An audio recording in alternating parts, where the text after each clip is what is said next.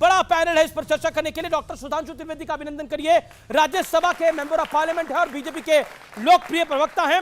राजकुमार भाटिया प्रवक्ता समाजवादी पार्टी के, जोरदार तालियों के साथ उनका अभिनंदन है। मेरे साथ सत्यप्रकाश मिश्रा हैं जो कि नेता हैं, प्रवक्ता हैं, जेडीयू के एनडीए के पार्टनर हैं। मेरे साथ मृत्युंजय तिवारी है, इंडिया अलायंस के प्रवक्ता, राष्ट्रीय जनता दल के, बड़े दिनों बाद स्टूडियोज में आ रहे हैं। और तस्लीम रहमानी है, उनका अभिनंदन है, अध्यक्ष एमपीसीआई के, उनका अभिनंदन है।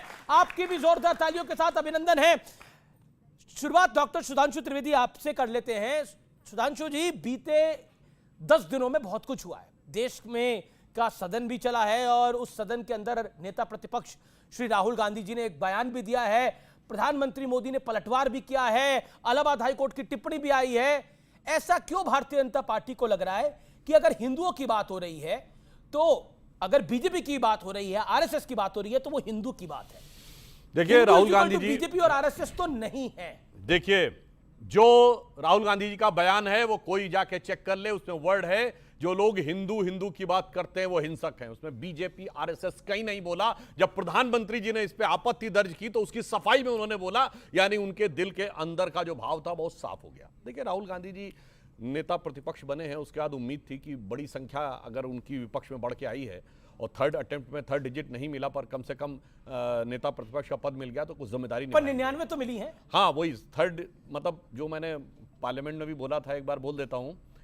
हम लोग यहाँ मोहल्ले में क्या हुआ, उस जमाने में केवल वो आती थी डिवीजन, फर्स्ट सेकंड थर्ड जी। तो एक थर्ड डिवीजन बच्चा पास हुआ, उसके यहाँ बड़ी खुशी थी, और फर्स्ट डिवीजन वाले के यहाँ खुशी नहीं थी।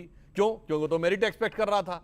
तो उसने पूछा, भाई थर्ड डिवीजन वाले तुम इतने खुश क्यों? तो जानते हो उसने क्या बोला? उसने, अरे इनकी तो एक ही डिवीजन है ना, हमारी 3 है, फर्स्ट डिवीजन विद 2 बॉडीगार्ड। तो कांग्रेस की स्थिति इस समय यह है कि वो फर्स्ट डिवीजन विद 2 बॉडीगार्ड्स को लेकर बहुत खुश है। मगर मैं एक बात कहना चाहता हूं, सदन के पटल पे खड़े होकर आप झूठ बोलेंगे। नंबर 1, उन्होंने कहा एमएसपी नहीं दी जा रही है। कृषि मंत्री ने तुरंत खड़े होकर कहा कि एमएसपी 2.5 गुना बढ़ी, और भी लेटेस्ट एमएसपी नहीं दी जा रही जैसा वक्तव्य आप सदन के पटल पे खड़े होकर कैसे बोल सकते? दूसरा, उन्होंने कहा अग्निवीर को कोई मुआवजा नहीं मिला। रक्षा मंत्री जी ने खड़े होकर कहा कि 1 करोड़ मुआवजा मिला। उसके बाद उन्होंने फिर वो ट्वीट किया, सेना का क्लैरिफिकेशन आ गया। तीसरा, उन्होंने जो बहुत बड़ा झूठ बोला, जिस पर मैं कहना चाहूंगा, भगवानों की फोटो दिखाई। ये बताइए, वो शंकर जी की फोटो दिखा रहे कि मैं बहुत बड़ा शिव भक्त हूं। मैं सारे दर्शकों से कहता हूं, जाके चेक करिए, राहुल गांधी जी ने ईश्वर की शपथ ली थी क्या? न, अंग्रेजी में उन्होंने कहा आई सॉलेमनली अफर्म, सत्यनिष्ठा की शपथ ली, ईश्वर की शपथ नहीं ली, और ईश्वर भक्त हो गए। यह आपका स्वतंत्रता है, आप मत लो ईश्वर की शपथ। मगर जब ईश्वर की शपथ नहीं ली, और 2014 में ईश्वर की शपथ ली थी और हिंदी में ली थी, 2024 में सॉलेमनली अफर्म हो गया और सदन के पटल पे आके भगवान की फोटो दिखाने लगे। यह है बदलता किरदार, यह है बदलता किरदार। और इतना ही नहीं, मैं तो यह भी कहना चाहूंगा, उन्होंने बाकी तो छोड़िए, उन्होंने इस्लाम में भय मुद्रा बता दी। भाई, इस्लाम में तो कोई चित्र नहीं होता।